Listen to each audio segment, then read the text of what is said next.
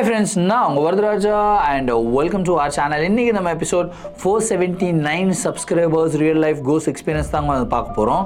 காட்டு பகுதிகளில் கேம்பிங் பண்ணுறது உங்களுக்கு பிடிக்குமா? நீங்கள் நேச்சரை லவ் பண்ணுற மாதிரி ஒரு பர்சனா?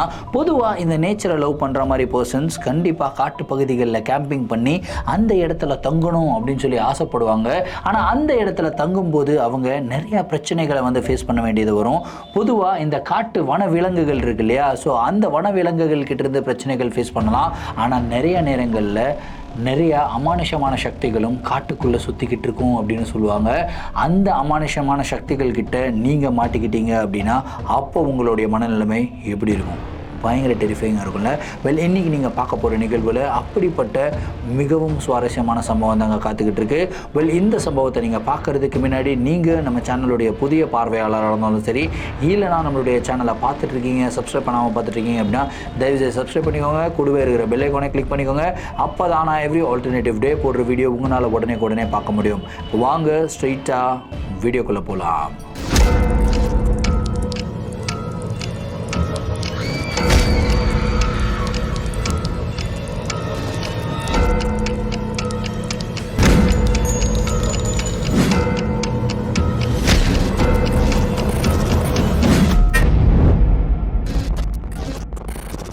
இந்த ஒரு அமானுஷமான நிகழ்வை நம்மளுக்கு மலேசியாவிலேருந்து முகேன் அப்படின்ற ஒரு சப்ஸ்கிரைபர் மெயில் பண்ணி விட்டுருக்காருங்க. எஸ், நீங்கள் கேட்டது கரெக்டு தான். மலேசியாவோட மக்கள் நம்மளுக்கு நிறையா சப்ஸ்கிரைபர்ஸ் இருக்கீங்க. மலேசியா ஸ்டோரிஸ் நான் போட்டு நிறைய எபிசோட்ஸ் ஆகிடுச்சிங்க. நிறைய பேர் வந்து இன்ஸ்டாகிராமில் திட்டவே ஆரம்பிச்சிட்டாங்க. என்ன ப்ரோ எல்லா ஸ்டோரியும் போடுறீங்க, மலேசியா ஸ்டோரி போட மாட்டீங்களே அப்படின்னு சொல்லி கேட்குறீங்க. சாரிங்க, ஒரு நல்ல சூப்பரான ஒரு ஸ்டோரி கிடைக்கிறதுக்காக நான் வெயிட் பண்ணிக்கிட்டு இருந்தேன். ஃபைனலாக ஒரு நல்ல சூப்பரான ஒரு ஸ்டோரி வந்து கிடைச்சிருக்கு. சரி வாங்க கதையுடைய ஸ்டார்டிங்லேருந்தே வர ஆரம்பிப்போமே. முகேன், நான் இன்டர்வியூவில் சொன்ன மாதிரி அவர் வந்து பார்த்திங்கன்னா ஒரு நேச்சர் லவர். அவர் வந்து மலேசியாவில் இந்த சேலாங்கோர் அப்படின்னு சொல்லப்படுற பகுதியை சேர்ந்தவர் தான். ஸோ அவருக்கு பொதுவாகவே இந்த நேச்சர் அப்படின்றது ரொம்ப பிடிக்கும். ஸோ நிறையா கேம்பிங் பண்ணுறது ரொம்ப பிடிக்கும். அதுவும் குறிப்பாக இந்த ரிசர்வ் ஃபாரஸ்ட்டுக்குள்ளெல்லாம் கேம்பிங் சம்டைம்ஸ் அலோடு கிடையாது. அங்கங்கூட போய் திருட்டுத்தனமாக கேம்பிங் போடுறது அவருக்கு ரொம்ப ரொம்ப பிடிக்குங்க. அவருக்குன்னு ஒரு செட் ஆஃப் ஃப்ரெண்ட்ஸ் இருந்தாங்க, ஒரு 3-4 பேர் இருந்தாங்க. ஸோ எப்பயுமே இந்த 4 பேரும் ஒன்றா சேர்ந்து போயிட்டு கேம்பிங் பண்ணுறது தான் வாடிக்கையாக வச்சுக்கிட்டு இருந்தாங்க. பொதுவாக இவங்க வந்து பார்த்திங்கன்னா ஒரு கம்பெனியில் ஒர்க் பண்ணிகிட்டு இருக்காங்க. வீக்கெண்டில் வந்து இவங்களுக்கு ஹாலிடே இருக்கும். ஸோ வீக்கெண்ட் ஹாலிடேஸ்னாவே இவங்க வந்து பார்த்திங்கன்னா கேம்பிங் பண்ணிவிட்டு அந்த இடத்துல வந்து சரக்கு அடிச்சுட்டு ஜாலியாக என்ஜாய் பண்ணுறது, இப்படி தான் இவங்களுடைய டைமை வந்து ஸ்பெண்ட் பண்ணிகிட்டு இருந்தாங்களாம். அப்படி தான் முகேன் அண்ட் ஃப்ரெண்ட்ஸ் என்ன பண்ணுறாங்கன்னா, ஒரு கேம்பிங் போடலாம். இந்த வாட்டி செலங்கோர்லேயே ஒரு ஃபாரஸ்ட், அது மெயினாக வந்து ஃபாரஸ்ட் ஏரியா மாதிரி இருக்கும் அப்படின்னு சொல்லியிருக்காங்க. நான் பார்த்தது கிடையாது. மலேசியாவில் இருக்கிறவங்க நீங்கள் கண்டிப்பாக பார்த்துருக்கலாம். ஸோ அந்த பகுதியில் வந்து பார்த்திங்கன்னா நிறையா இடங்களில் கேம்பிங் போடக்கூடாது அப்படின்ற ரெஸ்ட்ரிக்ஷன் இருக்கான். ஸோ அந்த மாதிரி பகுதிகளில் ஒரு பகுதியை செலக்ட் பண்ணி அந்த இடத்துல அந்த வீக் கேம்பிங் போடணும் அப்படின்ற ஒரு பிளானை போடுறாங்க. மாட்டிக்கிட்டா என்னப்பா பண்ணுறது அப்படின்னும் போது, இல்லை மாட்டிக்கிட்டா எந்த விதமான ஒரு பிரச்சனையும் வராது, மாட்டிக்காத அளவுக்கு நான் பிளான் பண்ணியிருக்கேன் அப்படின்னு சொல்லிட்டு முகேனுடைய ஒரு ஃப்ரெண்டு வந்து சொல்கிறாரு. சரி யார் யார் வரீங்க அப்படின்னும் போது ஃபஸ்ட்டு வந்து ஒரு 5 பேர் பண்ணலாம் அப்படின்ற வந்து சொல்ல ஆரம்பிக்கிறாங்க. அதுக்கப்புறம் 5 வந்து 4 ஆகுது, 4 வந்து 3 ஆகுது, ஃபைனலாக 3 வந்து பார்த்திங்கன்னா 2 தான் ஆகுது. ஏன்னா எல்லாருமே எதை பயப்படுறாங்க அப்படின்னா, அந்த இடத்துல நிறைய அமானுஷமான சக்திகள் எல்லாம் சுற்றிக்கிட்டு இருக்குது அப்படின்னு வந்து பரவலாக வந்து பேசுகிறாங்க. ஸோ அதனால் எனக்கு சேஃபாக தெரியல, நாங்கள் வரல அப்படின்னு சொல்லிட்டு 3 பேர் ட்ராப் அவுட் ஆகிறாங்க. ஃபைனலாக முகேனன் அவருடைய ஃப்ரெண்டு மட்டும்தான் இருக்காங்க. ஸோ அவங்க 2 பேரும் யோசிக்கிறாங்க, நம்ம 2 பேரும் மட்டும் போய் கேம்பிங் பண்ணி என்னடா பண்ண போகிறோம்? பண்ணுவோம். அந்த இடத்துல தான் சூப்பரான மேட்டர்லாம் நம்மளுக்கு கிடைக்கும். பயங்கர என்ஜாய்மெண்ட் பண்ணலாம். இன்ஃபேக்ட் யாருமே இல்லாத போது நம்ம மனம் விட்டு பேசலாம்டா, எவ்வளோ விஷயம் உங்ககிட்ட பேசணும்னு எனக்கு இருக்குது அப்படின்னு சொல்லி ஒரு ஃப்ரெண்டு வந்து சொல்கிறாரு. ஏன்னா அந்த டைமில் அவர் வந்து பார்த்திங்கன்னா ஒரு லவ் ஃபெயிலியரில் வந்து போயிட்டு இருந்தார். ஸோ மென்டலி அவர் வந்து ரொம்ப டவுனாக இருந்தார். அவருக்கு ஒரு வெளியே போகணும், எங்கேயாவது இருக்கணும், அந்த அட்மாஸ்ஃபியரை மாற்றணும் அப்படின்றதுல அவர் வந்து குறியாக இருக்கார். சரி ஃப்ரெண்டு ஆசைப்பட்றான் அப்படின்னு சொல்லிட்டு முகேனும் ஒத்துக்கிட்டாங்க. ஃபைனலாக அவங்க வந்து பார்த்திங்கன்னா சாட்டர்டே கேம்பிங்க்கு வந்து ரெடி ஆகுறாங்க. ரெடி ஆகிட்டு அவங்க வந்து பார்த்திங்கன்னா அந்த இடத்துக்குமே போகிறாங்க. போகிற வழியிலையுமே வந்து பார்த்திங்கன்னா பயங்கரமான ஒரு ப்ரொடெக்ஷன். இந்த ப்ரொடெக்ஷனை தாண்டி எப்படா போகிறது அப்படின்போது கொஞ்சம் வெயிட் பண்ணு, அதுக்கெல்லாம் ஒரு வேலை இருக்குது, ஒரு அரேஞ்ச்மெண்ட் பண்ணி வச்சுருக்கேன் அப்படின்னு சொல்லிட்டு ஒரு சில அரேஞ்ச்மெண்ட்ஸ் மூலியமாக தான் இவங்க வந்து பார்த்திங்கன்னா அந்த ஒரு ஏரியாவுக்குள்ளே என்டர் ஆகுறாங்க. அந்த ஏரியாவுக்குள்ளே என்டர் ஆன உடனே அந்த ஏரியாவோட வியூ பார்த்து முகேன் வந்து ஷாக் ஆகிடுறாரு. ஏன்னா அவருடைய வாழ்க்கையில் அந்த அளவுக்கு அழகான ஒரு வியூ பார்த்ததே இல்லை அப்படின்னு சொல்கிறாரு. சுத்தமாக வந்து என்ன சொல்கிறது, வெளிச்சம் கூட உள்ளே வராது. ஒரு சன்லைட் உள்ளே வரணும்னா கூட வரது வந்து ரொம்ப கஷ்டம்ன்றாங்க. அந்த அளவுக்கு டென்ஸான ஏரியாவில் இவங்க இருக்காங்க. யோசிச்சு பாருங்கள். அப்போ இவங்களுக்கு இருந்த ஒரே ஒரு பயம் என்ன, வனவிலங்குகள் எல்லாம் வந்தால் என்ன பண்ணுறது அப்படின்றது தான். ஆனால் வனவிலங்குகள் வந்து டென்ட்டை புறாண்டுனாங்களும் டென்ட்டு கிளியாத அளவுக்கு வந்து ஒரு அரேஞ்ச்மெண்ட்ஸ் எல்லாம் பண்ணி தான் எடுத்துகிட்டு போயிருக்காங்க. சேஃப்டியை பொறுத்த வரைக்கும் பிரச்சனையே இல்லை மச்சான், பார்த்துக்கலாம் அப்படின்னு சொல்லிட்டு இவங்க 2 பேரும் அன்றைக்கி நைட்டு வந்து உட்காந்து சரக்கு அடிக்க ஆரம்பிச்சிருக்காங்க. ஆனால் ஒரே ஒரு விஷயம் மட்டும் அவர் ஃப்ரெண்டு சொல்லியிருக்காரு, இந்த மாதிரி என்ன குளிர்னாலும் சரி இந்த ஃபயர் மட்டும் லைட் அப் பண்ணக்கூடாது. ஏன்னா ஃபயர் லைட் அப் பண்ணோம்னா நம்ம இங்கே இருக்கிறோம் அப்படின்றது யாருக்காவது தெரிஞ்சிடும், அப்புறம் மாட்டிப்போம். ஸோ ஃபயர் மட்டும் லைட் அப் பண்ணாமல் நம்ம இந்த மொபைல் டார்ச் லைட்டை வச்சு ஏதாவது ஒன்று பண்ணிக்கலாம் அப்படின்றாங்க. ஓகே அப்படின்னு சொல்லிட்டு இவங்க பாட்டுக்கு வந்து சாப்பிட ஆரம்பிக்கிறாங்க. அதாவது சரக்கு அடிக்க ஆரம்பிக்கிறாங்க. சரக்கு அடிச்சுட்டு சாப்பிட்றாங்க. அதுக்கப்புறம் உட்காந்து பேச ஆரம்பிக்கிறாங்க. கரெக்டாக ஒரு 12 மணி வரைக்கும் நல்லா பேசிக்கிட்டு இருக்காங்க. அந்த நேச்சரை லவ் பண்ணிகிட்டு இருக்காரு. அவர் வந்து பொதுவாக லவ் ஃபெயிலியர் ஆனவங்க கிட்ட பேசினாவே ரொம்ப கஷ்டம் அப்படின்னு சொல்லலாம். அதுலேயும் குறிப்பாக அவங்க சரக்கு வேறு அடிச்சிருக்காங்க. அப்போ எந்த அளவுக்கு பேசுவாங்க பாருங்கள். பயங்கர எமோஷ்னலாக ஒரு ஃப்ரெண்டு வந்து அழுகிறாரு. அவங்களுடைய ஃப்ரெண்டை வந்து சமாதானப்படுத்திட்டு முகைன் வந்து டேப்பா படுடா சாமி அப்படின்னு சொல்லிட்டு படுக்க வைக்கிறார். ரொம்ப கஷ்டப்பட்டு படுக்க வைக்கிறாரு. படுக்க வச்சுட்டு இவருக்கு வந்து தூக்கம் வரலங்க. தூக்கம் வராமல் இவர் என்ன பண்ணுறாருன்னா முழிச்சிக்கிட்டே இருக்கார். அந்த டென்ட்டுக்கு வெளியே போய் உட்காரலானாலும் பயமாக இருக்குது. ஏதாவது வந்து ஒரு வனவிலங்குகள் வந்துருச்சுன்னா என்ன பண்ணுறது அப்படின்னு சொல்லிட்டு ரொம்ப பயத்தோடு இருக்கார். அதுக்கப்புறம் வந்து பார்த்திங்கன்னா அப்படியே உட்காந்துக்கிட்டே இருக்கார். ஃபோனை கொஞ்சம் நோண்டிக்கிட்டே இருக்கார். திடீர்னு அவருக்கு ஒரு சத்தம் கேட்குது. என்ன சத்தம் அப்படின்னு வந்து கேட்டிங்கன்னா, தூரத்தில் யாரோ இலை மேலே நடந்து வர மாதிரி ஒரு சவுண்டு வந்து கேட்குது. என்னடா இது இலை மேலே நடந்து வர மாதிரி சவுண்டு கேட்குது? ஒருவேளை வன விலங்குகளாக இருந்தால் இந்த 4 காலில் வந்து நடந்து வரும், கரெக்டுங்களா? ஸோ அந்த 4 காலில் நடந்து வர மாதிரி சவுண்டு கேட்கல. ஒரு மனிதன் தான் 2 காலில் நடந்து வர மாதிரி சவுண்டு வந்து கேட்குது. அதுலேயும் குறிப்பாக இந்த வனவிலங்குகள் நடந்து வந்தால் சவுண்டே கேட்காது. ஏன்னா அவங்களுடைய பாதங்களில் வந்து பார்த்திங்கன்னா ஒரு மாதிரி அரேஞ்ச்மெண்ட்ஸ் எல்லாம் இருக்கும். புலி வந்து பதுங்கும் போது நீங்கள் பார்த்துருந்தீங்கன்னா அவ்வளோ சைலண்ட்டாக சத்தமே கேட்காம பதுங்கலாம், அந்த மாதிரி தான் பண்ணும். ஆனால் இது சவுண்டு வந்து ரொம்ப ப்ராம்ப்டாக கேட்குது அப்படின்னு சொல்லிட்டு இவர் வந்து அவருடைய ஃப்ரெண்டை எழுப்புறாரு. ஆனால் ஃப்ரெண்ட் வந்து பார்த்திங்கன்னா நல்லா தூங்கிக்கிட்டு இருக்காரு. சரி, நல்லா தூங்கிக்கிட்டு இருக்கான். நம்ம லைட்டாக டென்ட்டை ஓப்பன் பண்ணி யார் இருக்காங்க அப்படின்னு சொல்லி பார்க்கலாம்னு சொல்லிட்டு லைட்டாக ஓப்பன் பண்ணி அப்படியே பார்க்குறாரு. அந்த இடத்துல தூரத்தில் வந்து பார்த்திங்கன்னா மரம் அசைகிறது வந்து தெரியுது. அந்த இடத்துல அந்த கால் தட சத்தம் வந்து அந்த இடத்துலேருந்து தான் வருது அப்படின்றது மட்டும் தெரியுது. ஒரு மரம் அசைகிற அளவுக்கு யார்டா நடந்திருப்பா அப்படின்னு சொல்லிட்டு இவருடைய மனசுக்குள்ளே ஒரு டவுட்டு. அப்படியே ஒத்து பார்த்துக்கிட்டு இருக்கும்போது தூரத்தில் வந்து பார்த்திங்கன்னா ஏதோ ஒரு உருவம் அப்படி நடந்து வர்றது கிளியராக தெரியுது. அந்த உருவம் பார்க்குறதுக்கு எப்படி இருக்குதுன்னு வந்து பார்த்திங்கன்னா ஒரு விதமான ஒரு என்ன சொல்கிறது, ஒரு புகை மூட்டமாக இருக்குது அப்படின்னு வந்து சொல்லலாம். நிலா வெளிச்சம் வந்து அடிக்குது. அந்த இடத்துல லைட் வந்து அவ்வளோ அளவுக்கு அதிகமாக வராது, பட் இருந்தாலும் அந்த நிலா வெளிச்சம் அடிக்குது. நிலா வெளிச்சம் எப்படி அடிக்குதுன்னு கேட்டிங்கன்னா அந்த உருவத்துடைய பின்னாடி இருந்து அடிக்குதுங்க. பின்னாடி இருந்து அடிக்கும்போது என்ன ஆகும், அந்த உருவம் இன்னும் டார்க்காக தெரியும் இல்லையா, இன்னும் டார்க்காக வந்து தெரியுதுங்க. அப்படியே அந்த உருவம் மெதுவாக நடந்து வர வர வர வர அந்த உருவத்துடைய ஹைட்டை வந்து பார்க்குறாரு. கிட்டத்தட்ட ஒரு 11-12 அடி ஹைட் இருக்கும் அப்படின்றாங்க. யோசிச்சு பாருங்கள், நைட் டைமில் காட்டு பகுதிகளில் தனியாக இருக்கும்போது 11-12 அடி ஹைட் இருக்கிற ஒரு பர்சனை அவர் வந்து பார்த்தாரு அப்படின்னா அப்போ அவருடைய மனநிலைமை எப்படி இருந்திருக்கும். செம்ம பயந்துடுறாருங்க. பயந்துட்டு அப்படியே வந்து அந்த ஜிப்பை வந்து க்ளோஸ் பண்ணுறாரு. க்ளோஸ் பண்ணிட்டு சைலண்ட்டாக உட்காராரு. ஃப்ரெண்டு சைலண்ட்டாக எழுப்புறாரு. ஃப்ரெண்டு செம மட்டை, ஃபுல் சரகு, நல்லா படுத்து தூங்கிட்டு இருக்காரு. மட்டை யூ என்னடா பண்ணுறது அப்படின்னு சொல்லிட்டு அப்படியே பயத்தோடு உட்காந்துக்கிட்டு இருக்கும்போது கரெக்டாக அந்த உருவம் வந்து பார்த்திங்கன்னா இவருடைய டென்ட்டை சுற்றி நடந்துக்கிட்டு இருக்கிறது வந்து கிளியராக இவருக்கு வந்து தெரியுதுங்க. அதாவது டென்ட் வந்து ஒரு லைட் கலர் டென்ட்டு, வெளியே யாராவது நடமாடினாங்கன்னா கிளியராக தெரியும். இவர் வந்து அப்படியே உட்காந்துக்கிட்டே இருக்காருங்க. கரெக்டாக டென்ட்டை சுற்றி வந்து நடந்து போகிறது வந்து கிளியராக தெரியுது. இவர் அப்படியே பயத்தோடு உட்காந்துக்கிட்டு இருக்காரு. அப்படியே ஒரு அரை மணி நேரம் அதே மாதிரி அந்த டென்ட்டை சுற்றி நடந்துக்கிட்டே இருக்குது. திடீர்னு வந்து பார்த்திங்கன்னா அந்த டென்ட் போட்டிருப்பாங்களா, அந்த டென்ட்டோடைய போட்டிருக்க கம்பி இருக்குல்ல, அந்த கம்பியை பிடிச்ச சருகுன்னு இழுத்தா மாதிரி இருந்தது. டென்ட்டே நகர்ந்துருக்குங்க. டென்ட்டே நகர்ந்தாலும் அவருடைய ஃப்ரெண்டு வந்து நகரில். ஃப்ரெண்டு வந்து நல்லா தூங்கிக்கிட்டு இருக்காப்புல. இப்போ முகேனுக்கு மனசெல்லாம் அப்படியே பயங்கரமாக அடிச்சுக்கிது. அப்படியே பட்டப்பட்டலாம். ஐயோ இன்றைக்கி காலிடா சாமி, இன்னைக்கு நம்மளுடைய கதை முடிஞ்சுது அப்படின்னு சொல்லி பயத்தோடு உட்காந்துக்கிட்டு இருக்கும்போது கிட்டத்தட்ட ஒரு அரை மணி நேரம் கழித்து இந்த நிகழ்வுகள் எல்லாமே அப்படியே ஸ்டாப் ஆகுது. ஸ்டாப் ஆன உடனே முகேன் என்ன பண்ணுறாருன்னா வெளியே வராருங்க. வெளியே வந்து அப்படியே பார்க்குறாரு. பார்த்தா யாருமே கிடையாது. அப்படியே அட்டர் சைலன்ஸில் இருக்குது. திடீர்னு திரும்பவும் தூரத்தில் வந்து பார்த்திங்கன்னா ஒரு உருவம் வந்து நின்றுச்சு இல்லையா, அந்த இடத்துலேருந்து இவர் நோட்டீஸ் பண்ணிக்கிட்டே இருக்கார். கரெக்டாக அந்த இடத்துல அதே உருவம் வந்து நிற்குது. இந்த தடவை அந்த உருவத்துக்கு பின்னாடி யாரோ நிற்கிற மாதிரியே ஒரு ஃபீல். அப்படியே உத்து பார்க்கும்போது அந்த ஒரு உருவத்துக்கு பின்னாடி இருந்து ஒரு 4-5 உருவங்கள் வந்து வருதுங்க. இந்த உருவங்களை பார்த்த உடனே இவருக்கு வந்து தெரியல அது மனுஷனா இல்லை வந்து வேறு ஏதாவதா, ஆனால் ஹைட்டு மட்டும் ஒரு 11-12 அடி இருக்கும் அப்படின்றாரு. அதை பார்த்த உடனே இவர் வந்து பயந்துடுறாரு. பயந்துட்டு இந்த பக்கம் திரும்பி டென்ட்டுக்குள்ளே ஓடலான்னு திரும்புகிறாரு. அந்த இடத்துல ஒரு மிகப்பெரிய ஷாக்கை நின்றுட்டு இருக்குங்க. ஐயோ, எனக்கு அப்படியே பயங்கர கூஸ் பம்ப்ஸ் ஆகுது.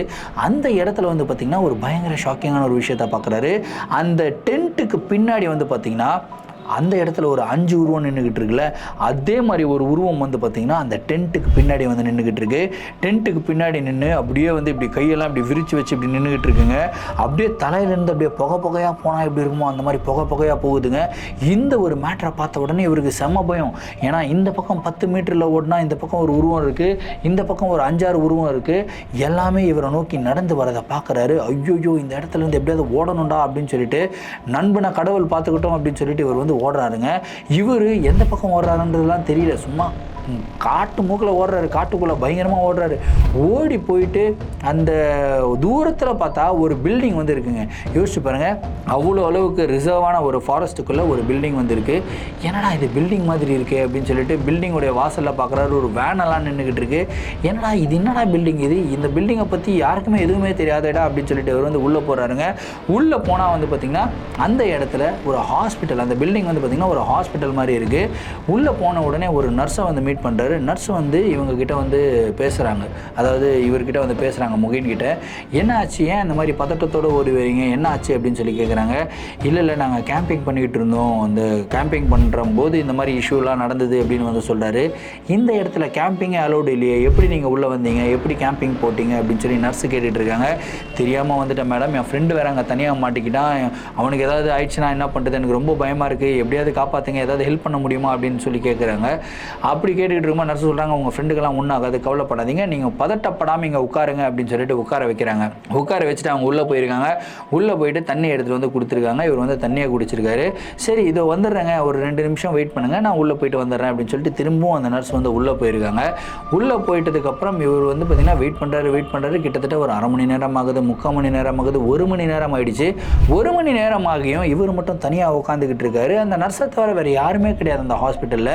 அந்த ஹாஸ்பிட்டலும் பார்க்குறதுக்கு ரொம்ப வியர்டாக இருக்குது. கிட்டத்தட்ட ஒரு 100 வருஷம் பழமையான ஹாஸ்பிட்டல் மாதிரி இருக்குது. அதாவது சமீப காலத்தில் யாருமே அங்கே தங்காத மாதிரி இருக்குது, யாருமே ட்ரீட்மெண்ட் எடுக்காத மாதிரி இருக்குது. ஆனால் ஒரு சில மருந்துகள் எல்லாமே இருக்குது. இது எல்லாமே பார்க்குறாரு, ரொம்ப வியர்டாக இருக்குது. இவர் வந்து நர்ஸுக்கு வந்து சவுண்டு கொடுக்குறாரு. மேடம் இருக்கீங்களா, எங்கே இருக்கீங்க அப்படின்றதெல்லாம் வந்து கேட்குறாரு. ஆனால் எந்த விதமான ஒரு பதிலும் இல்லை. முகினுக்கு இப்போது இன்னமும் பயமாக இருக்குது. ஏன்னா அந்த இடத்துல உருவங்கள், அதாவது தூரமாக இருக்குது. இப்போது ஒரு ஹாஸ்பிட்டலுக்குள்ளே வந்து உட்காந்துக்கிட்டு இருக்காரு.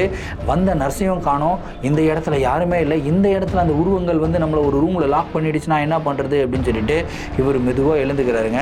எழுந்து அந்த ஹாஸ்பிட்டலுக்குள்ளே நடந்து போக ஆரம்பிக்கிறாரு.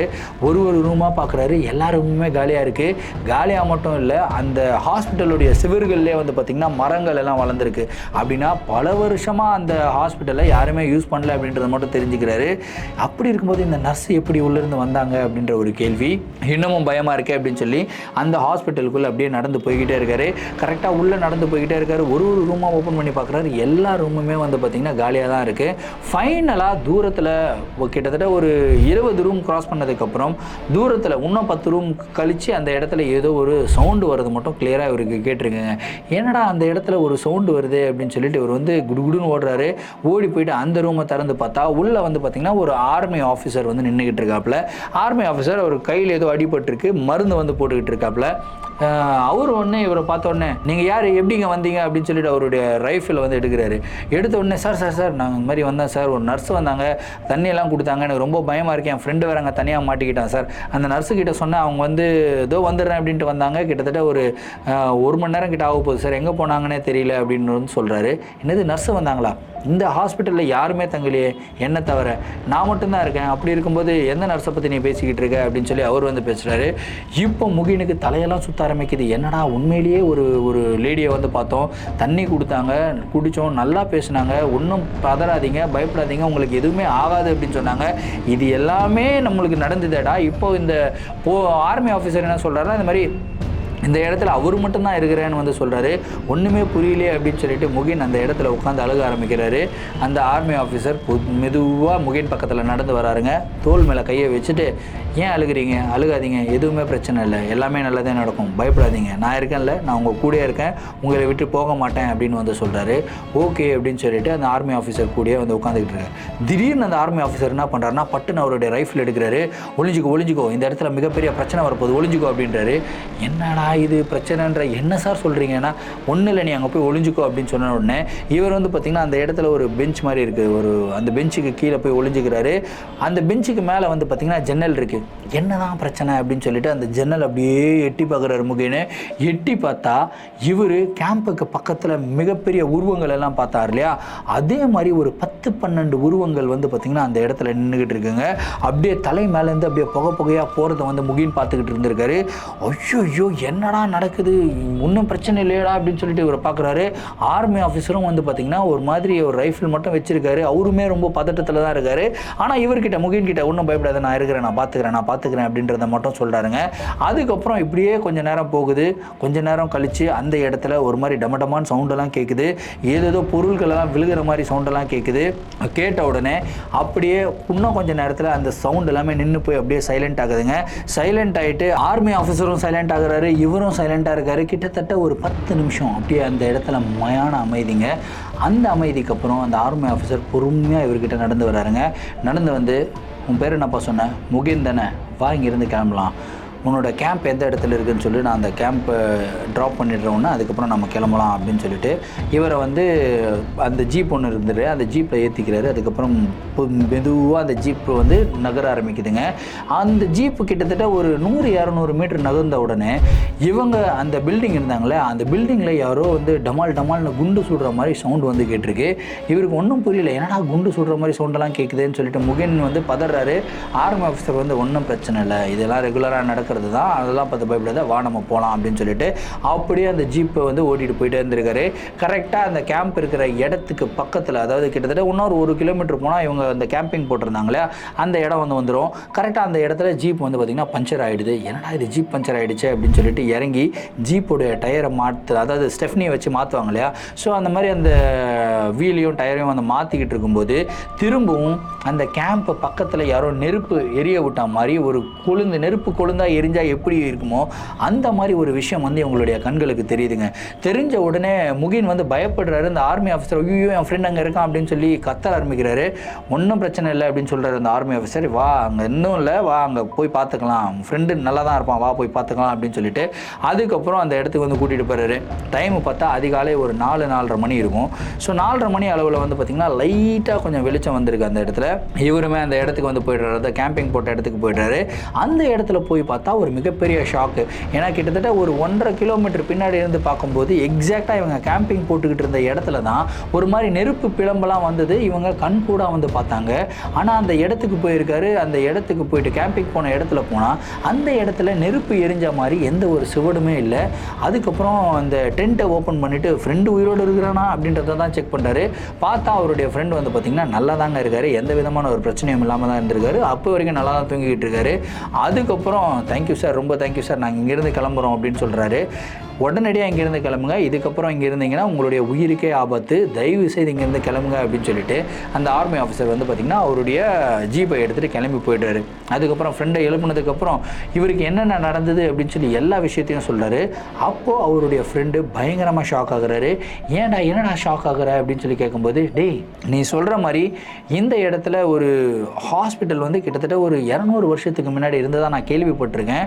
ஆனால் அந்த ஹாஸ்பிட்டலில் வந்து யாரோ குண்டு போட்டு ஒரு மாதிரி அந்த ஹாஸ்பிட்டலை வந்து அதுக்கப்புறம் யூஸ் பண்ணுறதே கிடையாது. இது வந்து ஒரு இந்த சோல்ஜர்ஸ்க்கான ஹாஸ்பிட்டல் தான் அது. நீ சொல்கிற மாதிரி எந்த ஒரு சோல்ஜரும் அங்கே தங்குறதே கிடையாதுடா, எந்த சோல்ஜர்டா உன்னை வந்து இங்கே விட்டுட்டு போனாங்க அப்படின்னு சொல்லி கேட்குறாப்புல. டேய் நான் சொன்னால் நீ நம்ப மாட்டேவா, அந்த ஹாஸ்பிட்டலுக்கு வேணால் அவனை கூட்டிகிட்டு போகிறேன் அப்படின்னு சொல்லிட்டு முகேன் என்ன பண்ணுறாருன்னா அவருடைய 2 வீலர் இருக்கு இல்லையா, அவர் ஃப்ரெண்டை உட்கார வச்சுட்டு அந்த இடத்துக்கு போகிறாங்க. அந்த ஹாஸ்பிட்டலில் இருந்த இடத்துக்கு வந்து போகிறாங்க. இப்போது அந்த இடத்துக்கு போய் பார்க்குறாரு, ஒரு மிக ஷாக்கிங்கான ஒரு விஷயத்தை பார்க்குறாரு. அந்த இடத்துல கிட்டத்தட்ட ஒரு 2-3 மணி நேரத்துக்கு முன்னாடி இவர் பார்த்த பில்டிங் இல்லவே இல்லை. அந்த இடத்துல பில்டிங் இருந்து சுவடும் கூட கிடையாது.